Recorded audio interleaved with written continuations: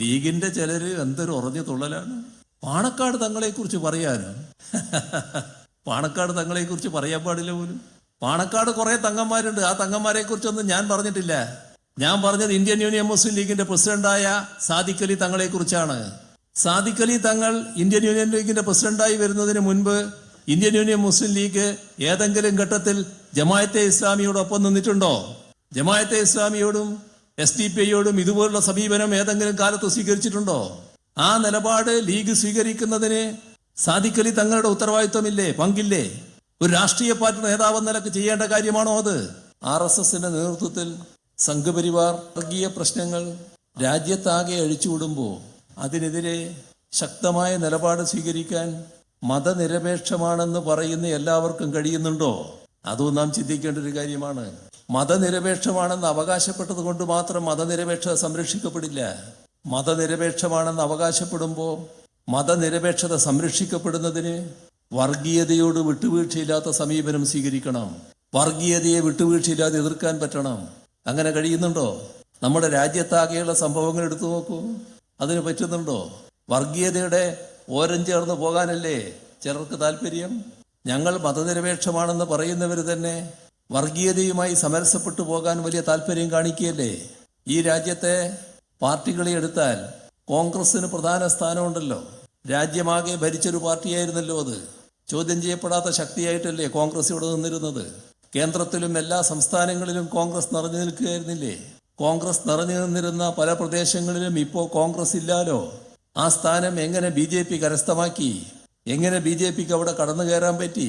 RSSന്റെ നേതൃത്വത്തിൽ സംഘപരിവാർ അഴിച്ചുവിട്ട വർഗീയ നിലപാടുകൾ, വർഗീയ പ്രചരണങ്ങൾ, ആ പ്രശ്നങ്ങളെ മതനിരപേക്ഷതയിൽ ഊന്നി നിന്നുകൊണ്ട് കൃത്യമായി എതിർത്തു പോകാൻ കോൺഗ്രസിന് കഴിഞ്ഞില്ല. കോൺഗ്രസിലെ നല്ലൊരു ഭാഗം വർഗീയതയുമായി സമരസപ്പെട്ടു പോകുന്നവരായിരുന്നു, വർഗീയ നിലപാടുകളുള്ളവരായിരുന്നു. അതവർ മറച്ചു വെച്ചില്ല, ഒരു കാലത്തും മറച്ചു വെച്ചിട്ടില്ല. പഴയ കാര്യങ്ങളടക്കം എടുത്ത് പരിശോധിച്ചാൽ നമുക്കത് കാണാൻ കഴിയും. ശക്തമായ വർഗീയ വിരുദ്ധ നിലപാട് കോൺഗ്രസ് നേതൃത്വം സ്വീകരിച്ചുകൊണ്ടിരിക്കുമ്പോൾ പോലും, പണ്ഡിറ്റ് ജവഹർലാൽ നെഹ്റുവിനെ പോലുള്ളവർ സ്വീകരിച്ചുകൊണ്ടിരിക്കുന്ന ഘട്ടത്തിൽ പോലും തനി വർഗീയ നിലപാട് സ്വീകരിക്കുന്ന കോൺഗ്രസിന്റെ ആൾക്കാരുണ്ടായിരുന്നു. വർഗീയ നിലപാടുകളുമായി സമരസപ്പെട്ടു പോകുന്നവരുണ്ടായിരുന്നു. എല്ലാം പഴയ ചരിത്രമല്ലേ. ഒരു ചരിത്രത്തിലേക്കും ഇപ്പോൾ വിശദമായിട്ട് പോകുന്നില്ല. പക്ഷെ എവിടെയെത്തി? ആ സമരസപ്പെടൽ, എതിർക്കേണ്ടതിനെ എതിർക്കാതിരിക്കൽ, കോൺഗ്രസ് അണികളിൽ ഉണ്ടാക്കിയ പൊതുബോധം എന്താ? ഇതും സ്വീകാര്യമാണ്, സ്വീകരിക്കുന്നതിൽ തെറ്റില്ല. വർഗീയതയോട് മൃദുഭാവം, മൃദുവായ നിലപാട്, ആ മൃദുവായ നിലപാട് തങ്ങളുടെ സ്വന്തം അണികളെ വർഗീയതയുടെ ഭാഗമാക്കി മാറ്റി. അങ്ങനെയല്ലേ കോൺഗ്രസിന്റെ ശക്തി കേന്ദ്രങ്ങളായിരുന്ന സംസ്ഥാനങ്ങൾ സംഘപരിവാറിന്റെ ആശയം വലിയ തോതിൽ ശക്തിപ്പെട്ടത്. അതല്ലേ BJPക്ക് അവസരമുണ്ടാക്കിയത്. എന്തെങ്കിലും പാഠം പഠിക്കാൻ തയ്യാറുണ്ടോ? ഏതെങ്കിലും തരത്തിലുള്ള തിരുത്തൽ ശ്രമമുണ്ടോ? ഇതിലൊന്നിലും തിരുത്തൽ ശ്രമം കാണാനില്ലാലോ. നവ ഉദാരവൽക്കരണ നയത്തിന്റെ ഭാഗമായി രാജ്യമാകെ വലിയ തോതിൽ പ്രയാസം അനുഭവിക്കുന്നു. എല്ലാവർക്കും അറിയാം ആ നയത്തിന്റെ ഭാഗമായാണ് ഈ തരത്തിലുള്ള തകർച്ച സംഭവിച്ചിട്ടുള്ളത് എന്ന്. നമ്മുടെ രാജ്യം ഇത്തരമൊരവസ്ഥയിൽ കിടക്കുന്നതിന്റെ പ്രധാന കാരണം ആ നയമാണ്. ആ നയത്തിന് തുടക്കം കുറിച്ചത് കോൺഗ്രസ് ആണ്. ഈ അനുഭവത്തിൽ ഞങ്ങൾക്ക് തെറ്റുപറ്റിപ്പോയി എന്ന് വിലയിരുത്താൻ അവർക്ക് കഴിയുന്നുണ്ടോ? ഇപ്പോൾ നരേന്ദ്രമോദിയും BJPയും അതിശക്തമായി ആ നയം നടപ്പാക്കുന്നു. ഇനി ഈ നയം ഞങ്ങൾക്ക് വേണ്ട, ഞങ്ങൾ ഈ നയത്തിന്റെ ഭാഗമല്ല, ഈ നയവുമായി ഞങ്ങൾ മുന്നോട്ടില്ല എന്ന് പറയാൻ കോൺഗ്രസിന് കഴിയുന്നുണ്ടോ? ഇപ്പോഴും ജനങ്ങളോടൊപ്പം എന്ന് പറയാൻ പറ്റുന്നുണ്ടോ? പാവപ്പെട്ടവർക്ക് വേണ്ടി നിലകൊള്ളാൻ പറ്റുന്നുണ്ടോ? നവ ഉദാരവൽക്കരണ നയത്തിന്റെ ഭാഗമായി തന്നെയല്ലേ ഇപ്പോഴും നിലകൊള്ളുന്നത്. ഒരു ഭാഗം വർഗീയത ഉണ്ടാക്കിയ ആപത്തുകൾ വളരെ വലുത്. രാജ്യത്തിനാകെ ആപത്തുണ്ടാക്കി. നമ്മുടെ രാജ്യത്തിന്റെ മൂല്യങ്ങൾ വലിയ തോതിൽ അപകടപ്പെട്ടു. BJPയുടെ വരവോടുകൂടി രാജ്യത്തിന്റെ ജനാധിപത്യത്തിന് ഭീഷണി നേരിടുന്നു. നമ്മുടെ രാജ്യത്തിന്റെ ഭരണഘടന പോലും തകർക്കപ്പെടുന്നു. ഭരണഘടനാ മൂല്യങ്ങളാകെ തകർക്കാനുള്ള നീക്കങ്ങൾ നടക്കുന്നു. മതനിരപേക്ഷത വലിയ തോതിൽ വെല്ലുവിളിക്കപ്പെടുന്നു. ഇങ്ങനെയെല്ലാം ഉള്ളൊരു സാഹചര്യം ഉണ്ടായപ്പോൾ കോൺഗ്രസ് നേരത്തെ കാണിച്ച ദൗർബല്യത്തിൽ എന്തെങ്കിലും തിരുത്തലുകളുണ്ടോ? തങ്ങളുടെ സമീപനത്തിൽ എന്തെങ്കിലും മാറ്റം വേണമെന്നവർ ചിന്തിക്കുന്നുണ്ടോ? ഇപ്പോഴും വർഗീയതയുടെ ആടയാഭരണങ്ങളെടുത്ത് അണിയാനല്ലേ കോൺഗ്രസിന്റെ പല നേതാക്കൾക്കും വലിയ താല്പര്യം. വർഗീയതക്ക് അവരുടേതായ ആടയാഭരണങ്ങളുണ്ട്. മതനിരപേക്ഷതയുടെ ഭാഗത്തു നിന്നല്ലേ അവർ അതിനെ നേരിടേണ്ടത്. അതിനാണോ കഴിയുന്നത്? വർഗീയതക്കെതിരെ ശക്തമായ നിലപാട് പരസ്യമായി എടുക്കാൻ കഴിയാത്ത കോൺഗ്രസ് നേതൃത്വം അതല്ലേ നമ്മുടെ രാജ്യത്തുള്ളത്? ഇതെല്ലാം നമ്മൾ കാണുകയല്ലേ, നമ്മുടെ അനുഭവമല്ലേ? എന്തേ തിരുത്താൻ പറ്റാത്തത്? ഇപ്പോഴും ഇത്തരം വർഗീയതയുമായി സമരസപ്പെട്ടു പോകാനല്ലേ താല്പര്യം? ഇപ്പോ നമ്മുടെ കേരളത്തിൽ ഉപതെരഞ്ഞെടുപ്പുകൾ വന്നല്ലോ ഈ ഘട്ടത്തിൽ. വയനാട്ടിലെ തെരഞ്ഞെടുപ്പ് കഴിഞ്ഞു. വയനാട്ടിലെ പ്രിയങ്ക ഗാന്ധിയാണ് വന്ന് മത്സരിക്കുന്നത്, കോൺഗ്രസിന്റെ സ്ഥാനാർത്ഥി. കോൺഗ്രസിന്റെ നേതൃനിരയാകെ അവിടെ പ്രവഹിച്ചെത്തി. അവിടെ കോൺഗ്രസ് സ്ഥാനാർത്ഥിക്ക് പ്രിയങ്ക ഗാന്ധിക്ക് പിന്തുണ ആര്? SDPI ആരാണെന്ന് പ്രത്യേകം പറയേണ്ടതുണ്ടോ? പരസ്യമായാണല്ലോ പറയുന്നത്, പരസ്യ നിലപാടാണല്ലോ. എന്തുകൊണ്ട് വേറിട്ട് നിൽക്കാൻ പറ്റുന്നില്ല? അവിടെയല്ലേ വേറിട്ട് നിൽക്കേണ്ടത്? നിങ്ങൾ വർഗീയതയുമായി ബന്ധപ്പെട്ട് നിൽക്കുന്നില്ല എന്ന് പറയാൻ കഴിയണ്ടേ? ഞങ്ങൾക്ക് നിങ്ങളുടെ പിന്തുണ വേണ്ട എന്ന് പറയണ്ടേ? എന്താ അങ്ങനെ പറഞ്ഞാൽ നാട്ടിൽ നൊലിച്ചു പോകുമോ? എന്തേ വർഗീയതയെക്കുറിച്ച് അങ്ങനെ പറയാൻ ശങ്ക? ഇപ്പോ നമ്മുടെ പഴയ കാലം എടുത്താൽ തലശ്ശേരി ഒരു ഉപതെരഞ്ഞെടുപ്പ് വന്നു. ആ ഉപതെരഞ്ഞെടുപ്പിൽ സഖാവ് EMS തലശ്ശേരിയിൽ സംസാരിക്കുകയായിരുന്നു. അപ്പൊ സഖാവ് EMS പറഞ്ഞു, RSSന്റെ വോട്ട് ഞങ്ങൾക്ക് വേണ്ട. എന്തേ CPIM ഒലിച്ചുപോയോ? വർഗീയതയോട് കൃത്യമായ നിലപാട് വേണ്ടേ? അങ്ങനെ ഒരു നിലപാട് കോൺഗ്രസിന് എടുക്കാൻ കഴിയുന്നുണ്ടോ? കോൺഗ്രസിന് വ്യക്തമായ നയമുണ്ടോ? SDPI മാത്രമാണോ?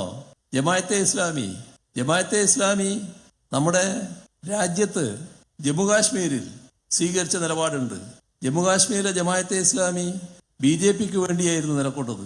അവിടെ 3-4 മണ്ഡലങ്ങളിൽ മത്സരിക്കാൻ ജമാഅത്തെ ഇസ്ലാമി തയ്യാറായി. അതിൽ ഒരിടത്താണ് മുഴുവൻ കേന്ദ്രീകരണം ഉണ്ടായത്. എവിടെയാത്? CPIMന്റെ കേന്ദ്ര കമ്മിറ്റി അംഗം തരിഗാമി മത്സരിച്ച മണ്ഡലത്തിൽ. സഖാവ് തരിഗാമിയെ രാജ്യത്തിനറിയാലോ, ജമ്മുകാശ്മീരിനറിയാലോ. കാശ്മീർ പ്രശ്നം ഉടലെടുത്തത് മുതൽ തത്വാധിഷ്ഠിതമായ ശരിയായ നിലപാട് സ്വീകരിച്ച് പ്രവർത്തിക്കുന്നയാളാണ് തരിഗാമി. ആ തരിഗാമിയെ പരാജയപ്പെടുത്തണമെന്ന് നിർബന്ധം ആർക്ക്? ജമാഅത്തെ ഇസ്ലാമിക്ക്. BJPയുടെ സഹായിയായി അവിടെ വന്നു, സ്ഥാനാർത്ഥിത്വമുണ്ടായി. കാശ്മീരിലെ മുഴുവൻ ജമാഅത്തെ ഇസ്ലാമികളും അവിടെ കേന്ദ്രീകരിച്ചു. അവരെ തരിഗാമിയെ പരാജയപ്പെടുത്താനാകുമെന്നാണ് പ്രതീക്ഷിച്ചത്. പക്ഷേ തരിഗാമി നല്ല നിലക്ക് ജയിച്ചു വന്നു. കാരണം അവിടുത്തെ ജനങ്ങൾക്കറിയാൻ തരിഗാമിയെ. ആ ജമാഅത്തെ ഇസ്ലാമി ഇവിടെ UDFനോടൊപ്പമാണ്, UDFന് സഹായമാണ്, UDFന് പിന്തുണയാണ്. എന്തേ കോൺഗ്രസിന് കൃത്യമായ നിലപാടെടുക്കാൻ പറ്റാത്തത്? 4 വോട്ട് വേണം. 4 വോട്ടിന് വർഗീയ ശക്തികളെ പ്രീണിപ്പിക്കണം, വർഗീയ ശക്തികളെ പിണക്കരുത്. അവരുടെ വോട്ട് കൂടി തങ്ങൾക്ക് വേണം.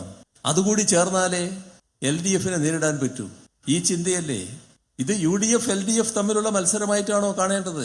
നമ്മുടെ നാടിന്റെ ഭാവിയെക്കുറിച്ച് ചിന്തിക്കണ്ടേ? വർഗീയതയുമായി സമരസപ്പെടുക, വർഗീയതയുമായി ബന്ധപ്പെടുക എന്ന് വന്നാൽ അത് വർഗീയതക്കുള്ള പ്രോത്സാഹനമല്ലേ? വർഗീയതക്ക് കൂടുതൽ കരുത്താർജിക്കാനല്ലേ കഴിയുക? നമ്മുടേതുപോലൊരു നാട്ടിൽ വർഗീയത കരുത്താർജിക്ക് നല്ലതാണോ? അതല്ലേ ചിന്തിക്കേണ്ടത്. ആ ചിന്തക്ക് തെല്ലെങ്കിലും വിധേയമാകാൻ കോൺഗ്രസിന് കഴിയുന്നുണ്ടോ? ആ ചിന്തയെ തന്നെ മാറ്റിക്കളിയല്ലേ? എല്ലാം പോരട്ടെ എന്നല്ലേ കോൺഗ്രസും UDFും സ്വീകരിക്കുന്ന നിലപാടതല്ലേ? ഇതല്ലേ കാണേണ്ടത്. എന്താണ് UDF സ്വീകരിച്ചുകൊണ്ടിരിക്കുന്ന നില?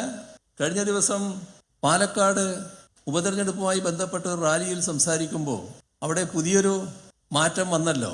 UDF വലിയ പ്രതിസന്ധിയിലായ UDF അണികൾ വലിയ തോതിൽ അമർഷത്തോടെ കാണുന്ന ഒരു മാറ്റം. എന്താ മാറ്റം? ഒരാൾ ഇപ്പോഴും RSS, ആ RSS ആയ ആള് നേരെ കോൺഗ്രസിൽ ചെല്ലുന്നു, കോൺഗ്രസ് സ്വീകരിക്കുന്നു. അവരുടെ അഖിലേന്ത്യാ നേതൃത്വം അടക്കം പറന്നെത്തി ഇദ്ദേഹവുമായിട്ട് ചർച്ച ചെയ്യുന്നു. എല്ലാവരും കൂടി അദ്ദേഹത്തെ സ്വീകരിക്കുന്നു. ആളെ പറ്റിയൊന്നും അന്നും പറഞ്ഞില്ല, ഇന്നും ഞാൻ പറയുന്നില്ല. എന്തെല്ലാമാണ് പറഞ്ഞു വെച്ചിരുന്നത്, ഏതെല്ലാം തരത്തിലുള്ള കാര്യങ്ങളാണ് അവതരിപ്പിച്ചിരുന്നത്, അതെല്ലാം പാലക്കാടുകാർക്ക് നല്ലതുപോലെ അറിയാലോ. ജനങ്ങളിൽ ഒറ്റ ദിവസം കൊണ്ട് ഇത് മറക്കില്ലാലോ. തങ്ങൾക്ക് RSSകാരനെ സ്വീകരിക്കാം എന്ന് തോന്നുമ്പോൾ അതിനനുസരിച്ച് ജനങ്ങൾക്ക് നിലപാട് മാറ്റാനാകൂ? സ്വാഭാവികമായും മതനിരപേക്ഷ ചിന്താഗതിക്കാരിലാകെ വല്ലാത്തൊരു അസ്വസ്ഥതയുണ്ടായി. അവര് അതിനോട് യോജിച്ചില്ല. ആര്? UDF അണികളിൽ തന്നെ പ്രയാസം.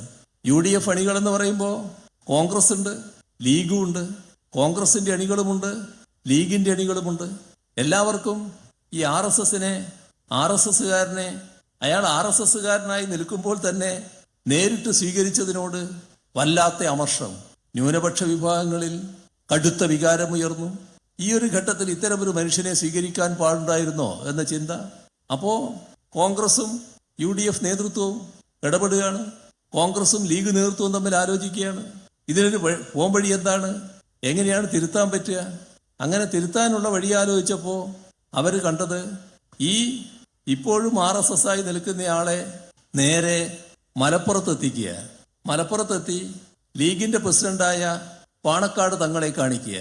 അതോടെ ലീഗ് അണികളെല്ലാം ശാന്തരാകും എന്നതാണ് കണക്കുകൂട്ടൽ. അത് അവരുടെ രാഷ്ട്രീയമായ കണക്കുകൂട്ടൽ. ഈ ഭാഗത്തെക്കുറിച്ച് അന്നൊരു പൊതുയോഗത്തിൽ സംസാരിക്കുമ്പോൾ ഞാൻ പറയുകയുണ്ടായി. ഞാൻ അന്നേരം പറയുമ്പോൾ ഓർത്തത്, നേരത്തെ ഒരു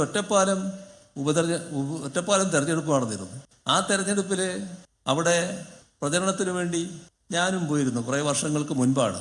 ആ ഘട്ടം ബാബറി മസ്ജിദ് തകർന്നു കഴിഞ്ഞ ഘട്ടമാണ്.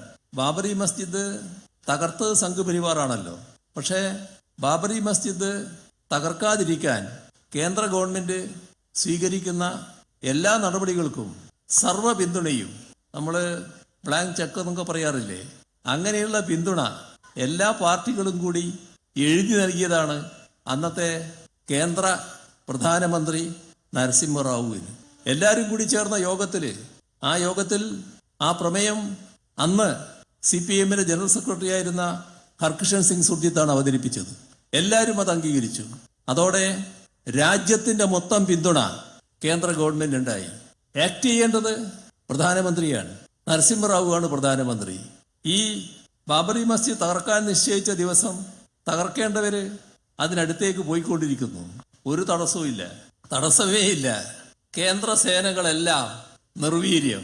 ഇതെല്ലാം കണ്ടുകൊണ്ടിരിക്കുന്ന ഡൽഹിയിലെ പ്രമുഖരായ മതനിരപേക്ഷതയുടെ വക്താക്കളായ വിവിധ പാർട്ടികളുടെ ദേശീയ നേതാക്കൾ പ്രധാനമന്ത്രിയെ ബന്ധപ്പെടാൻ ശ്രമിക്കുന്നു. പ്രധാനമന്ത്രി ഔട്ട് ഓഫ് റേഞ്ച്, കിട്ടാനേ ഇല്ല, ഒരു തരത്തിലും കിട്ടുന്നില്ല. ഇതല്ലേ നടന്നത്? യഥാർത്ഥത്തിൽ ആ ബാബറി മസ്ജിദ് തകർത്തത് സംഘപരിവാറാണെങ്കിലും തകർക്കാനുള്ള എല്ലാ ഒത്താശയും ചെയ്തു കൊടുത്തത് കോൺഗ്രസിന്റെ പ്രധാനമന്ത്രി നരസിംഹറാവു അല്ലേ, കോൺഗ്രസ് അല്ലേ? അതല്ലേ വസ്തുത. വലിയ പ്രതിഷേധം രാജ്യത്താകെ, മതനിരപേക്ഷ ശക്തികളിലാകെ. നൂറ്റാണ്ടുകളായി നിലനിൽക്കുന്ന ഒരു മസ്ജിദ് ഈ രീതിയിൽ തകർത്തതിനെതിരെയുള്ള വികാരം മുസ്ലിം ബഹുജനങ്ങൾക്ക് രാജ്യത്താകെ. അപ്പോഴാണ് ആ കോൺഗ്രസിനോടൊപ്പം ചേർന്ന് നമ്മുടെ കേരളത്തിൽ ലീഗ് ഭരണം നടത്തുന്നത്. വലിയ വികാരം ലീഗിന്റെ അണികളിൽ. ഇതിൽ പ്രതിഷേധിക്കണം. പ്രതിഷേധത്തിന്റെ ഭാഗമായി വിട്ടുനിൽക്കണം ഭരണത്തിൽ നിന്ന്. കോൺഗ്രസുമായുള്ള ബന്ധം ഉപേക്ഷിക്കണം. പക്ഷേ ലീഗിന് പ്രധാനം മന്ത്രിസ്ഥാനമായിരുന്നു. ആ മന്ത്രിസ്ഥാനം പ്രധാനമാണെന്ന് കണ്ടുകൊണ്ട് അവര് ഈ വികാരത്തോടൊപ്പം നിൽക്കാൻ തയ്യാറായില്ല. ആ ഇടക്കാണ് ഈ തെരഞ്ഞെടുപ്പ് വരുന്നത്. തെരഞ്ഞെടുപ്പ് വന്നപ്പോൾ ജനങ്ങളാകെ കോൺഗ്രസിനെതിരെയുള്ള വികാരത്തിൽ, അതിലെല്ലാവരുമുണ്ട്. കോൺഗ്രസിനെതിരെയുള്ള വികാരത്തിൽ നിൽക്കുന്ന നേരത്തെ ലീഗ് അണികളായിരുന്ന മുസ്ലിം ജനവിഭാഗങ്ങളെ വികാരം ശമിപ്പിക്കുന്നതിനും കോൺഗ്രസിന് വോട്ട് ചെയ്യിക്കുന്നതിനുമായി നമ്മുടെ പാണക്കാട് തങ്ങൾ ഒറ്റപ്പാലത്തെത്തി. ദയനീയമായൊരു ചിത്രമായിരുന്നു. ഒരാളും അദ്ദേഹത്തെ തിരിഞ്ഞു നോക്കാനില്ല. അദ്ദേഹം എത്തിയെന്ന് പറഞ്ഞാൽ ഓടിക്കൂടുന്നവരാണ് ലീഗ് അണികൾ. പക്ഷെ ആരും തിരിഞ്ഞു നോക്കാനില്ല. അപ്പോൾ ലീഗ് പ്രവർത്തകര് എല്ലാവരുടെയും വീടുകളിൽ പോയി പറഞ്ഞു, തങ്ങൾ വന്നിരിക്കുന്നുണ്ട് ഇന്നടുത്ത്, നിങ്ങളെല്ലാവരും അങ്ങോട്ട് വരണം. ആരും പോയില്ല. ഈ ഒരു വികാരം കണ്ടതാണ്. അന്ന് എല്ലാവരും ആദരിക്കുന്ന തങ്ങളായിരുന്നു പാണക്കാട് തങ്ങൾ. പക്ഷേ ഈ നിലപാടിന്റെ ഭാഗമായതുകൊണ്ട് ലീഗ് അണികൾക്ക് പോലും അംഗീകരിക്കാൻ കഴിഞ്ഞില്ല. അത് പറഞ്ഞുകൊണ്ട് ഇപ്പോഴത്തെ പാണക്കാട് തങ്ങൾ, സാദിഖ് അലി തങ്ങളെക്കുറിച്ച് ഒരു വാചകം ഞാൻ പറഞ്ഞു. ലീഗിന്റെ ചിലര് എന്തൊരു ഉറഞ്ഞു തുള്ളലാണ്. പാണക്കാട് തങ്ങളെക്കുറിച്ച് പറയാനോ?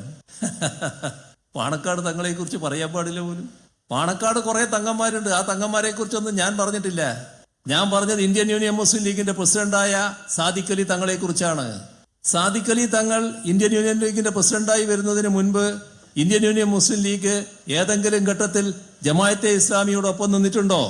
ജമാഅത്തെ ഇസ്ലാമിയോടും SDP-യോടും ഇതുപോലുള്ള സമീപനം ഏതെങ്കിലും കാലത്ത് സ്വീകരിച്ചിട്ടുണ്ടോ? ആ നിലപാട് ലീഗ് സ്വീകരിക്കുന്നതിന് സാദിഖ് അലി തങ്ങളുടെ ഉത്തരവാദിത്വമില്ലേ, പങ്കില്ലേ? ഒരു രാഷ്ട്രീയ പാർട്ടി നേതാവെന്ന നിലക്ക് ചെയ്യേണ്ട കാര്യമാണോ അത്? സ്വാഭാവികമല്ലേ. ഞങ്ങളുടെ വീക്ഷണം അവതരിപ്പിക്കൂലേ? സാദിഖ് അലി തങ്ങളെ കുറിച്ച് പറയാനുള്ള കാര്യങ്ങളും പറയില്ലേ? സാദിഖ് അലി തങ്ങളെ കുറിച്ച് പറയാൻ പാടില്ല എന്ന് ലീഗിലെ ചില നേതാക്കൾ പറഞ്ഞാൽ അത് ഈ നാട്ടിൽ ചെലവാകൂ? ആരെങ്കിലും അംഗീകരിക്കൂ? ഞാൻ മറ്റു കൂടുതൽ കാര്യങ്ങളിലേക്കൊന്നും കടക്കുന്നില്ല. എന്തിനാണ് അങ്ങനെ ഒരു വെപ്രാളം ഉണ്ടായത്? ഏതെല്ലാം തരത്തിലാണ് പ്രതികരണങ്ങൾ വന്നത്? ആ പ്രതികരണങ്ങളുടെ അടക്കാൻ കഴിയൂ? ആ ഭാഷ ആരുടേതാണ്? അത് ചിന്തിക്കണം. അത് തീവ്രവാദികളുടേതാണ്. ആ തീവ്രവാദ ബന്ധത്തിന്റെ ഭാഗമായി തീവ്രവാദ ഭാഷയും കരസ്ഥമാക്കാൻ ലീഗിലെ ചിലർ നിൽക്കരുത്. അതേ അവരോട് പറയാനുള്ളൂ. ജമാഅത്തെ ഇസ്ലാമിയും SDPI ഒക്കെ പ്രതിനിധീകരിക്കുന്ന തീവ്രവാദ സ്വഭാവങ്ങളുണ്ടല്ലോ, ആ വർഗീയ തീവ്രവാദ നിലപാടിന്റെ ഭാഗമായുള്ള ഭാഷയും സ്വീകരിച്ചുകൊണ്ട് ഇങ്ങോട്ട് വരരുത്. അതൊന്നും ഗുണം ചെയ്യുന്ന കാര്യമായിരിക്കില്ല. ഞങ്ങളെല്ലാ വർഗീയതയ്ക്കും എതിരാണ്. RSSനെ ശക്തമായി ഞങ്ങൾ എതിർക്കുന്നുണ്ടല്ലോ, വിട്ടുവീഴ്ചയില്ലാതെയല്ലേ എതിർക്കുന്നത്. ഏതെങ്കിലും ഘട്ടത്തിൽ മതനിരപേക്ഷതയുമായി ബന്ധപ്പെട്ട പ്രശ്നത്തിൽ RSS നേതൃത്വത്തിൽ സംഘപരിവാർ കാണിക്കുന്ന വർഗീയ നിലപാടിനോട് സമരസപ്പെടുന്ന നിലപാട് CPIM ഏതെങ്കിലും കാലത്ത് സ്വീകരിച്ചിട്ടുണ്ടോ? ഇവിടെയുണ്ടോ? എവിടെയെങ്കിലും ഉണ്ടോ? ചൂണ്ടിക്കാണിക്കാൻ പറ്റുമോ? അതാണ് CPIMന്റെ പ്രത്യേകത. എന്നാൽ RSSനെയും സംഘപരിവാറിനെയും മാത്രമല്ല, ഞങ്ങൾ SDPIയെയും ജമാഅത്തെ ഇസ്ലാമിയെയും എതിർക്കും. കാരണം അവരും വർഗീയ നിലപാടാണ് സ്വീകരിച്ചു പോകുന്നത്. ആ വർഗീയ നിലപാട് വർഗീയത വളർത്താനേ ഉപകരിക്കൂ. ഏതൊരു വർഗീയതയും മറ്റൊരു വർഗീയതയെ ശക്തിപ്പെടുത്തുകയാണ് ചെയ്യുക. പരസ്പര പൂരകമാണിത്. അതുകൊണ്ട് തന്നെ ഒരു വർഗീയതയോടും ഞങ്ങൾക്ക് സന്ധിയില്ല. ഇവിടെ തലശ്ശേരി കലാപം ഉണ്ടായപ്പോ പലർക്കും പലതും നഷ്ടപ്പെട്ടല്ലോ. വീട് നഷ്ടപ്പെട്ടവരുണ്ട്, സ്വർണം നഷ്ടപ്പെട്ടവരുണ്ട്, പണം നഷ്ടപ്പെട്ടവരുണ്ട്, ആരാധനാലയങ്ങൾ നഷ്ടപ്പെട്ടവരുണ്ട്. ജീവൻ നഷ്ടപ്പെട്ടത് ഞങ്ങൾക്ക് മാത്രമാണ്. സഖാവ് UK കുഞ്ഞിരാമൻ എന്തിന് ഒരു ആരാധനാലയം സംരക്ഷിക്കാൻ വേണ്ടി കാവൽ നിന്നതിന്റെ പക തീർത്തത്. അതാണ് ഈ പാർട്ടി, അതാണ് CPIM. ഞങ്ങൾക്കൊരു വർഗീയതയുമായി സന്ധിയില്ല. 4 വോട്ട് കിട്ടട്ടെ എന്ന് വെച്ച് വർഗീയതയുടെ പിന്നാലെ പോകില്ല. ആ നിലപാട് സ്വീകരിക്കാൻ കഴിയുന്നുണ്ടോ? ഇതൊരു ഭാഗം. നമ്മുടെ രാജ്യം എല്ലാ കാലത്തും സാമ്രാജ്യത്വ വിരുദ്ധ നിലപാട് സ്വീകരിച്ച ഒരു രാജ്യമാണ്. ബ്രിട്ടീഷ് സാമ്രാജ്യത്തിനെതിരെ പോരാടി സ്വാതന്ത്ര്യം നേടിയതിനു ശേഷം ആദ്യത്തെ പ്രധാനമന്ത്രിയായി പണ്ഡിറ്റ് ജവഹർലാൽ നെഹ്റു വന്നു. ലോകം, പ്രത്യേകിച്ച് 3ാം ലോക രാഷ്ട്രങ്ങൾ, ലോകത്തെ സാമ്രാജ്യത്വ വിരുദ്ധ പ്രസ്ഥാനങ്ങൾ എല്ലാം ഇന്ത്യയെ വലിയ ആദരവോടെ കണ്ടു. എന്താ കാരണം? നമ്മുടെ സാമ്പത്തിക ശേഷിയായിരുന്നില്ല, നമ്മുടെ സൈനിക ശക്തിയായിരുന്നില്ല, നമ്മുടെ നയം ചേരിചേരാ നയമാണെന്നാണ് പറയുക. പക്ഷെ ആ ചേരിചേരാ നയത്തിന്റെ സത്ത സാമ്രാജ്യത്വ വിരുദ്ധമായിരുന്നു. സാമ്രാജ്യത്വ വിരുദ്ധ നിലപാടാണ് ലോകവേദികളിൽ നമ്മുടെ രാഷ്ട്ര നേതാക്കൾ ഉയർത്തിയത്. അതല്ലേ നമ്മുടെ അനുഭവം. ഇപ്പോഴെവിടെയെത്തി? ഇപ്പൊ നമുക്ക് അങ്ങനെ ഒരു നിലയുണ്ടോ? ലോകത്തിലെ 3ാം ലോക രാഷ്ട്രങ്ങൾ നമ്മളെ ഒരു സാമ്രാജ്യത്വ വിരുദ്ധ നയമുള്ള രാഷ്ട്രമായി കാണുന്നുണ്ടോ? സാമ്രാജ്യ വിരുദ്ധ പ്രസ്ഥാനങ്ങൾ കാണുന്നുണ്ടോ? നമ്മൾ ഇന്ന് അമേരിക്കയുടെ ഏറ്റവും വലിയ ഇഷ്ടത്തോഴൻ. ഇനിയൊരു യുദ്ധമുണ്ടായാൽ ആ യുദ്ധത്തിന്റെ ഭാഗമായി അമേരിക്കൻ പടക്കപ്പലുകൾ നമ്മുടെ തുറമുഖത്ത് വന്ന് അമേരിക്കൻ പടയാളികൾ നമ്മുടെ മണ്ണിൽ വിശ്രമിക്കും. അമേരിക്കൻ വ്യോമസേന പറന്നിറങ്ങും നമ്മുടെ വിമാനത്താവളങ്ങളിൽ. അവർക്കിവിടെ നമ്മുടെ മണ്ണിൽ വിശ്രമിക്കാൻ കഴിയും. നമ്മുടെ മണ്ണും വായുവും തുറമുഖവും എല്ലാം അമേരിക്കൻ സാമ്രാജ്യത്തിൽ ഉപയോഗിക്കാൻ കഴിയും. അത്രമാത്രം വിധേയത്വം അമേരിക്കയോട് വന്നിരിക്കുന്നു. എല്ലാ കാര്യത്തിലും പരിഹാസ്യമായ രീതിയിലുള്ള നിലപാടുകൾ ഇന്ത്യയുടെ ഭാഗത്ത് നിന്ന് വരുന്നു. ഒരുപാട് അനുഭവങ്ങൾ. ഇപ്പോ അടുത്ത കാലത്തുണ്ടായ ഒരു കാര്യമാണല്ലോ, നമ്മുടെ പ്രധാനമന്ത്രി നരേന്ദ്രമോദി റഷ്യ സന്ദർശിച്ചു. പുടിൻ റഷ്യയുടെ പരമോന്നത ബഹുമതി മോദിക്ക് സമ്മാനിച്ചു. മോദി അദ്ദേഹത്തെ കെട്ടിപ്പിടിച്ചു. ആ ഫോട്ടോ ലോകമാകെ വന്നു. ആ ദിവസം ഒരു പ്രത്യേക ദിവസമായിരുന്നു. ഏതാ ദിവസം? നേറ്റോവിന്റെ 75ാം വാർഷികം വാഷിംഗ്ടണിൽ അമേരിക്ക വലിയ തോതിൽ ആഘോഷിക്കുന്ന ദിവസം. അന്നാണ് ഇന്ത്യൻ പ്രധാനമന്ത്രിയും റഷ്യൻ നേതാവ് പുടിനും കെട്ടിപ്പിടിക്കുന്ന കാഴ്ച കാണുന്നത്. അമേരിക്കക്ക് ഇതിൽ പരം ഒരു ക്ഷീണം വരാനുണ്ടോ? വൻപിച്ച രോഷം അമേരിക്കക്ക്. ആ രോഷം അവർ ശക്തമായി പ്രകടിപ്പിച്ചു. അമേരിക്കയുടെ വിവിധ തലങ്ങളിലുള്ള നേതാക്കൾ ഇന്ത്യക്കെതിരെ വൻപിച്ച തോതിലുള്ള അധിക്ഷേപം. അതിൽ നമ്മുടെ രാജ്യത്തെ അമേരിക്കൻ അംബാസഡർ വരെ വന്നു. നമ്മുടെ രാജ്യമല്ലേ, പരമാധികാര രാഷ്ട്രമല്ലേ, സ്വതന്ത്ര പരമാധികാര രാഷ്ട്രമല്ലേ, നമുക്ക് നമ്മുടേതായ നയവും അന്തസ്സുമില്ലേ? അത് നമുക്ക് കാത്തു സൂക്ഷിക്കണ്ടേ? ഇങ്ങനെ അധിക്ഷേപം വന്നാൽ അതിന് മറുപടി പറയണ്ടേ? ഞങ്ങളെ കാര്യമാണത് പറയണ്ടേ? പറയാൻ ത്രാണിയുണ്ടായോ? പറയേണ്ടവര് പറയുന്നു, കേൾക്കേണ്ടവര് കേൾക്കുക എന്നുള്ള നിലപാടല്ലേ എടുത്തത്. മറുവാക്കുണ്ടായില്ലാലോ, ആരിൽ നിന്നും കേട്ട ഭാവം നടിച്ചില്ലാലോ. പക്ഷേ കേട്ട ഭാവം നടിച്ചില്ല എന്ന് പറയാൻ പറ്റില്ല കേട്ടോ. എന്ത് ചെയ്തു? ധൃതിപ്പെട്ട് ഒറ്റ ഓട്ടം. എവിടെ? ഉക്രൈനിലേക്ക്. ആര്? ഇന്ത്യൻ പ്രധാനമന്ത്രി. എന്നിട്ടോ സെലൻസ്കിയെ അതേ വാറിൽ കെട്ടിപ്പിടിച്ചു. ആ പടം കണ്ടപ്പോ അമേരിക്കക്ക് ചെറിയൊരു സന്തോഷം. ഇത് തന്നെ പിന്നെ ന്യൂയോർക്കിലും ആവർത്തിച്ചു. നല്ല നിറഞ്ഞ ചിരി അമേരിക്കൻ മുഖങ്ങളിൽ. ഇതാണ് നമ്മുടെ നില, ഇത്രയും പരിഹാസ്യമായ നിലയിലേക്കാണ് നമ്മൾ പോകുന്നത്. ഇതിലെ എന്താണ് കോൺഗ്രസിന്റെ നില? സാമ്രാജ്യത്വ വിരുദ്ധ നയത്തിൽ എന്താ സമീപനം? ഒരുപാട് വിശദാംശങ്ങളുണ്ട്, അതിലേക്കൊന്നും ഇപ്പോൾ പോകുന്നില്ല. ഈ അടുത്ത കാലത്ത് രാഹുൽ ഗാന്ധി ഒരു അമേരിക്കൻ സന്ദർശനം നടത്തി. നരേന്ദ്രമോദി അമേരിക്കയിൽ പോയി അമേരിക്കയെക്കുറിച്ച് പ്രകീർത്തിച്ച് പറയുന്നതിൽ നിന്ന് വ്യത്യസ്തമായി എന്തെങ്കിലും കാര്യം രാഹുൽ ഗാന്ധിയിൽ നിന്നുണ്ടായോ? അതേ നില തന്നെ.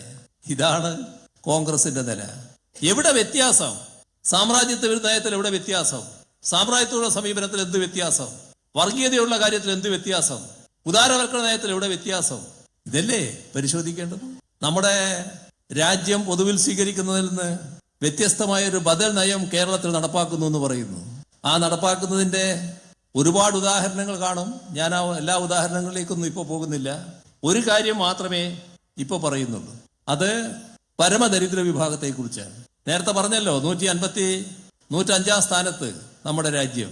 അപ്പോ കേരളത്തിലെ പരമദരിദ്രർ എത്ര എന്നൊരു കണക്ക് നമ്മൾ എടുത്തു. അത് അവഗണിക്കാവുന്നതാ വേണമെങ്കിൽ. 0.7% 64,006 കുടുംബങ്ങളാണ്. പക്ഷെ അവഗണിക്കുന്നതല്ല LDF, CPIM. അതുകൊണ്ട് തന്നെ ഗവൺമെന്റ് അത് ഗൗരവമായി എടുത്തു. ആ 64,006 കുടുംബങ്ങളെയും പരമദരിദ്രാവസ്ഥയിൽ നിന്ന് മോചിപ്പിക്കണമെന്ന് കണ്ടു. അതിന്റെ നടപടികൾ ആരംഭിച്ചു. 2 വർഷം മുൻപ് ഞങ്ങൾ പ്രഖ്യാപിച്ചു 3 വർഷം കൊണ്ട് കേരളത്തെ പരമദരിദ്ര അവസ്ഥയില്ലാത്ത നാടാക്കും. കഴിഞ്ഞ വർഷം 2023 നവംബർ 1 നല്ല മാറ്റം അതിലുണ്ടായി. നല്ലൊരു ഭാഗം ഈ 64,006 കുടുംബങ്ങളിൽ നിന്ന് പരമദരിദ്രല്ലാത്ത കുടുംബങ്ങളായി മാറി, പരമദരിദ്രാവസ്ഥയിൽ നിന്ന് മുക്തരായി. ഈ വർഷം 2024 നവംബർ 1 കൂടുതലായി. പരമദരിദ്രാവസ്ഥയിൽ നിന്ന് മുക്തരായ കുടുംബങ്ങളുടെ എണ്ണം കൂടി. ഒരു സംശയവുമില്ലാതെ ആവർത്തിച്ച് പറയുന്നു, അടുത്ത വർഷം 2025 നവംബർ 1 പരമദരിദ്രാവസ്ഥയിലുള്ള ഒരു കുടുംബവും ഇല്ലാത്ത ഒരു സംസ്ഥാനമായി ഈ കേരളം മാറും. ഏതെങ്കിലും സംസ്ഥാനത്തിന് ഇങ്ങനെ പറയാൻ കഴിയോ? ഇവിടത്തെ പോലെ ദശാംശമല്ല, 1ന്റെ മേലെ അക്കങ്ങളായിട്ടാ കിടക്കുന്നത് അവിടെ പരമദരിദ്ര കുടുംബങ്ങൾ. ഏതെങ്കിലും ഒരു സംസ്ഥാനത്തിന് ഇങ്ങനെ ഒരു പരിപാടിയുണ്ടോ? ഇവിടെ മാത്രമേ ഉള്ളൂ. ഈ അടുത്ത വർഷം 2025 നവംബർ 1 ഇതാകെ പൂർത്തിയായാലും ആ പദ്ധതി ഏറ്റെടുക്കാൻ മറ്റേതെങ്കിലും സംസ്ഥാനം പെട്ടെന്ന് തയ്യാറായി മുന്നോട്ട് വരുമോ? ഉണ്ടാകുമെന്ന് തോന്നുന്നില്ല. കണ്ടു കാണാം നമുക്ക്. ഏതായാലും ഇതാണ് ബദൽ നയം, പാവപ്പെട്ടവർക്ക് വേണ്ടിയുള്ള നയം. ഇവിടെ 2016 ഓർമ്മയില്ലേ? ആ 2016 നമ്മുടെ സംസ്ഥാനത്ത് അങ്ങേയറ്റം പാവപ്പെട്ടവർക്കാണല്ലോ ഈ ക്ഷേമ പെൻഷൻ കൊടുത്തിരുന്നത്. 600 രൂപയാണ് അന്നത്തെ തുക. അവസാനം UDF ഗവൺമെന്റ് തീരുമാനിച്ചത്. 1.5 വർഷമായിരുന്നു കുടിശ്ശികയായി കിടക്കുന്നത്. LDF ഗവൺമെന്റ് വന്നപ്പോൾ എന്ത് ചെയ്തു? ആദ്യം തന്നെ ചെയ്ത നടപടി, ആദ്യത്തെ തീരുമാനം, ആദ്യത്തെ മന്ത്രിസഭാ തീരുമാനം, ആ കുടിശ്ശിക മുഴുവൻ കൊടുത്തു തീർത്തില്ലേ? അവിടെ നിന്നോ? പിന്നെ വർദ്ധിച്ചു. 600-ൽ നിന്ന് കയറി 1600-ലെത്തി. ഇപ്പൊ എത്രയാൾക്ക്? 60 ലക്ഷം കുടുംബങ്ങൾക്ക്. ഇപ്പൊ കേന്ദ്ര ഗവൺമെന്റ് അതിന് ഉടക്കിട്ടു. ഉടക്കിന്റെ വിശദാംശങ്ങളിലേക്കൊന്നും ഇപ്പൊ ഞാൻ പോകുന്നില്ല. ഇത് നടക്കരുത്. എന്ത് ചെയ്തു? ആ പെൻഷൻ കൃത്യമായി കൊടുക്കുന്നതിന് നമ്മൾ ഉണ്ടാക്കിയ കമ്പനി അവരെടുക്കുന്ന കടം സംസ്ഥാനത്തിന്റെ വായ്പാ പരിധിയിൽ ഉൾപ്പെടുത്തുമെന്ന് പറഞ്ഞു. ഇതിനെ തടയലായിരുന്നു ഉദ്ദേശം. അതോടൊപ്പം സംസ്ഥാനത്തെ ആകെ വലിയ തോതിൽ സാമ്പത്തികമായി ഞെരുക്കാൻ പുറപ്പെട്ടു. അപ്പോ ആകെ വിഷമം, ശ്വാസം മുട്ടുന്ന അവസ്ഥ. ചില മാസങ്ങളിൽ പെൻഷൻ മുടങ്ങിപ്പോയി. ബോധപൂർവമായ നീക്കങ്ങൾ കേന്ദ്ര ഗവൺമെന്റ് ഭാഗത്ത് നിന്ന്. അവസാനം സർക്കാർ നിയമസഭയിൽ പ്രഖ്യാപിച്ചു, ഞങ്ങൾ ക്ഷേമ പെൻഷൻ എല്ലാ മാസവും കൃത്യമായി വിതരണം ചെയ്യും, 1 മാസവും തടസ്സമുണ്ടാകില്ല എന്ന് പ്രഖ്യാപിച്ചു. ഇപ്പൊ എല്ലാ മാസവും കൊടുത്തുകൊണ്ടിരിക്കുകയാണ്. കുടിശ്ശിക കൊടുത്തു തീർക്കുന്ന പദ്ധതി നേരത്തെ തന്നെ പറഞ്ഞു. 1 മാസത്തത് കൊടുത്തു കഴിഞ്ഞു. ഈ വർഷം 1 മാസം കൂടി കൊടുക്കേണ്ടതുണ്ട്. അടുത്ത് തന്നെ ഇത് കൊടുക്കുന്നതാണ്. അടുത്ത വർഷം 3 മാസത്തെ കുടിശ്ശിക കൊടുത്തു തീർക്കും നേരത്തെ പറഞ്ഞിരിക്കുന്നു. ഇനി അതിൽ വിട്ടുവീഴ്ചയില്ല. ഇത്രമാത്രം പാവങ്ങളോടുള്ള കരുതൽ കാണിക്കുന്ന മറ്റേതെങ്കിലും ഒരു സംസ്ഥാനത്തെ കാണാൻ പറ്റുമോ? 4,10,000 വീടുകളാണ് ലൈഫിന്റെ ഭാഗമായി പൂർത്തിയായിട്ടുള്ളത്. ബാക്കി വീടുകൾ പൂർത്തിയാകാനിരിക്കുന്നു. 4 ലക്ഷത്തിനടുത്ത് പട്ടയങ്ങൾ വിതരണം ചെയ്യാൻ കഴിഞ്ഞിരിക്കുന്നു. നാടിനോടുള്ള കരുതൽ, പാവങ്ങളോടുള്ള കരുതൽ, അതിന്റെ ഭാഗമായാണിതൊക്കെ. അതാണ് ഒരു നാടിനാവശ്യം. ഇപ്പൊ നടപ്പാക്കുന്ന വികസന നയം ഞങ്ങൾ ആദ്യമേ പറഞ്ഞിരുന്നു, സാമൂഹ്യ നീതി അധിഷ്ഠിതമായ സർവതലസ്പർശിയായ വികസന നയമാണെന്ന്. വികസനത്തിന്റെ സ്വാദ് എല്ലാവരും അനുഭവിക്കണം. വികസനത്തിന്റെ സ്പർശം എല്ലായിടവും എത്തണം. ഇതാണ് കേരളത്തിൽ ഇന്ന് കാണാൻ കഴിയുക. വിദ്യാഭ്യാസ മേഖലയെടുത്താൽ, ആരോഗ്യ മേഖലയെടുത്താൽ, എല്ലാം നമുക്കിത് കാണാൻ കഴിയും. കൂടുതൽ ഔന്നത്യത്തിലേക്ക് പോകാൻ നാം ശ്രമിക്കുന്നു. അതിൻ്റെ ഭാഗമായി നമ്മുടെ ഉന്നത വിദ്യാഭ്യാസ മേഖല വലിയ തോതിൽ ശക്തിപ്പെടുന്നു. നേരത്തെ തകർന്നുപോയ പൊതുവിദ്യാഭ്യാസ മേഖല നമുക്കിപ്പോൾ നല്ല നിലക്ക് തിരിച്ചു കൊണ്ടുവരാൻ കഴിഞ്ഞു. ലക്ഷക്കണക്കിൽ കുട്ടികൾ കൊഴിഞ്ഞുപോയ സ്ഥാനത്ത് കുട്ടികൾ നല്ല നിലക്ക് പൊതുവിദ്യാലയങ്ങളിലേക്ക് വരുന്ന അവസ്ഥയായി. ഉന്നത വിദ്യാഭ്യാസ രംഗത്ത് 100-ന് പുറകിലായിരുന്നു നമ്മുടെ സ്ഥാനം. നല്ല ഇടപെടലുണ്ടായി. യൂണിവേഴ്സിറ്റികൾ നല്ലതുപോലെ ശ്രമിച്ചു. ഒരു ചാലഞ്ചായി അവരെടുത്തു. ഇപ്പൊ എന്തായി? Kerala university A++, Gandhi university A++, Cochin university A+, Kalady university A+. ഇതൊക്കെ വരുന്ന മാറ്റമല്ലേ? നാക് അക്രഡിറ്റേഷനിൽ 8 യൂണിവേഴ്സിറ്റികൾ, നിരവധി കോളേജുകൾ. നമ്മുടെ രാജ്യത്തെ യൂണിവേഴ്സിറ്റികളെ റാങ്ക് ചെയ്തപ്പോൾ ആ റാങ്കിങ്ങിൽ 9-ാം സ്ഥാനം കേരള യൂണിവേഴ്സിറ്റി, 10-ാം സ്ഥാനം കൊച്ചിൻ യൂണിവേഴ്സിറ്റി, 11-ാം സ്ഥാനം ഗാന്ധി യൂണിവേഴ്സിറ്റി, 43-ാം സ്ഥാനം കാലിക്കറ്റ് യൂണിവേഴ്സിറ്റി. 100 കോളേജ് എടുത്താൽ 16 കോളേജ് കേരളത്തിൽ നിന്നുള്ളത്. അതിൽ 4 എണ്ണം ഗവൺമെന്റ് കോളേജ്. ഞാനിപ്പോ നമ്മുടെ കുമ്പളത്ത് ശങ്കുപിള്ള കോളേജിൽ പോയിട്ടാണ് വന്നത്. അവരെ A+ നേടി നിൽക്കുന്ന കോളേജാണ്. ഇതല്ലേ അവസ്ഥ? ആ റാങ്കിങ്ങിൽ എടുത്താൽ 200 കോളേജ് എടുത്താൽ 50%, കോളേജ് നമ്മുടെ കേരളത്തിൽ നിന്നുള്ളതാണ്. 4-1 കോളേജ് കേരളത്തിൽ നിന്നുള്ളതാണ്. മാറിയില്ലേ? ഉന്നത വിദ്യാഭ്യാസ രംഗം മാറുകയല്ലേ? നമ്മുടെ ചെറുപ്പക്കാര് കൂടുതൽ വികസനം ആഗ്രഹിക്കുകയല്ലേ? ശാസ്ത്ര സാങ്കേതിക രംഗത്ത് വലിയ വികാസമല്ലേ നമ്മൾ ഉണ്ടായിക്കൊണ്ടിരിക്കുന്നത്? രാജ്യം മഹാരാജ്യം. പക്ഷേ ആദ്യത്തെ ഡിജിറ്റൽ യൂണിവേഴ്സിറ്റി കേരളത്തിൽ, ആദ്യത്തെ ഡിജിറ്റൽ സയൻസ് പാർക്ക് കേരളത്തിൽ, നാം സ്ഥാപിച്ച വൈറോളജി ഇൻസ്റ്റിറ്റ്യൂട്ട് ഇന്ത്യയിലെ മാത്രമല്ല ലോകത്തിലെ തന്നെ ഏറ്റവും നല്ല രീതിയിലുള്ള ഒരു ഇൻസ്റ്റിറ്റ്യൂട്ടായി മാറാൻ പോകുന്നു. ആയുർവേദം കേരളത്തിന്റെ ഒരു സ്വത്താണ്. ആ ആയുർവേദത്തിന്റെ ഭാഗമായുള്ള ഗവേഷണങ്ങൾക്ക് വേണ്ടിയുള്ള ഒരു ഇൻസ്റ്റിറ്റ്യൂട്ട് നാം ആരംഭിക്കുന്നു. 30ഓളം മികവിന്റെ കേന്ദ്രങ്ങൾ. ഏതെല്ലാം തരത്തിലുള്ളത് നമ്മുടെ സംസ്ഥാനത്ത്? ഒരു ഭാഗത്ത് മൈക്രോബയോം, വേറൊരു ഭാഗത്ത് ന്യൂട്രാസ്യൂട്ടിക്കൽസ്, മറ്റൊരു ഭാഗത്ത് ജിനോൺ ഡാറ്റാ സെന്റർ.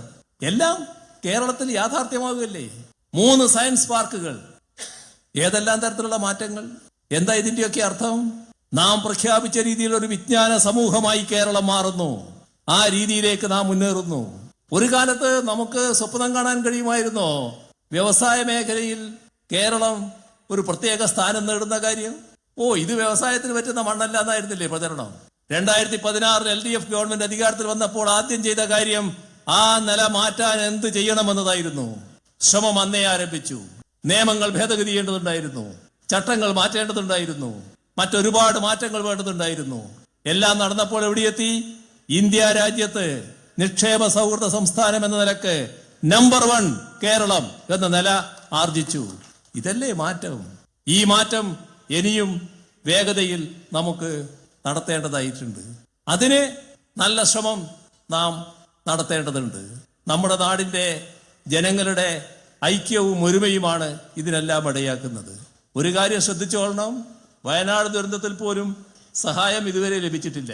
ഇതുവരെയുള്ള ദുരന്തങ്ങൾക്കൊന്നും കേന്ദ്രത്തിൽ സഹായം ലഭിച്ചിട്ടില്ല. ഇതിൽ സഹായം ലഭിക്കുമെന്നാണ് നമ്മളെല്ലാം പ്രതീക്ഷിച്ചത്. ഇപ്പോഴും സഹായം ലഭിച്ചിട്ടില്ല. നാട് കടുത്ത പ്രതിഷേധത്തിലാണ്. വലിയ പ്രതിഷേധങ്ങൾ ഉയർന്നു വരുന്നുണ്ട്. സംസ്ഥാന ഗവൺമെന്റ് വീണ്ടും ആവശ്യപ്പെടും നിങ്ങൾ നൽകണമെന്ന്. ഇനിയും ആവശ്യപ്പെടും. നേരത്തെ ആവശ്യപ്പെട്ടിട്ടുണ്ട്, ഇനിയും ആവശ്യപ്പെടും. സംസ്ഥാന ഗവൺമെന്റ് പ്രതീക്ഷയിൽ തന്നെയാണ് അത് കിട്ടുമെന്ന്. പക്ഷേ ഒരു കാര്യവും കൂടി നേരത്തെ തന്നെ വ്യക്തമാക്കിയിട്ടുണ്ട്, കിട്ടിയില്ലെങ്കിലും പറഞ്ഞ കാര്യം അതേപോലെ നടപ്പാക്കും. അതായത് നല്ല രീതിയിലുള്ള പുനരധിവാസം, ടൗൺഷിപ്പ് വേണ്ടി വരുമ്പോൾ വേണ്ടുന്ന പൊതുവായ കാര്യങ്ങൾ, അതോടൊപ്പം ജീവസന്ധാരണ മാർഗം ഉറപ്പാക്കൽ, തൊഴിൽ പരിശീലനം നൽകൽ, അവിടെയുള്ള സ്ത്രീകൾക്കാകെ തൊഴിൽ പരിശീലനത്തിലുള്ള നൈപുണ്യ വികസനം, ഇങ്ങനെ എല്ലാ കാര്യങ്ങളും ലോകം ശ്രദ്ധിക്കുന്ന തരത്തിലുള്ള ഒരു പുനരധിവാസ സ്ഥിതിയാണ് അവിടെ ഉണ്ടാകാൻ പോകുന്നത്. അത് LDF പറഞ്ഞ വാക്കാണ്, അത് നടപ്പാക്കുക തന്നെ ചെയ്യും. ഇതിനെല്ലാം നാടും ജനങ്ങളും നല്ല രീതിയിൽ സഹകരിക്കുന്നുണ്ട്. അപ്പോൾ ആ ഉത്തരവാദിത്വം ഏറ്റെടുത്ത് പ്രവർത്തിക്കലാണ് CPIM ഈ ഘട്ടത്തിൽ നല്ലതുപോലെ നിർവഹിക്കേണ്ടത്. അതിൻ്റെ കേന്ദ്രമായിട്ടാണ് ഇവിടെ പുതുതായി ആരംഭിക്കുന്ന ഓഫീസ് ഇനി അങ്ങോട്ട് പ്രവർത്തിക്കേണ്ടത്. ആ പ്രവർത്തനം ഭംഗിയായി കൃത്യമായി നിർവഹിക്കാൻ നിങ്ങൾക്ക് കഴിയണം എന്നുകൂടി പ്രതീക്ഷിച്ചുകൊണ്ട് മറ്റു കാര്യങ്ങളിലേക്ക് കടക്കാതെ അവസാനിപ്പിക്കുന്നു. നിങ്ങൾക്കെൻ്റെ അഭിവാദ്യം.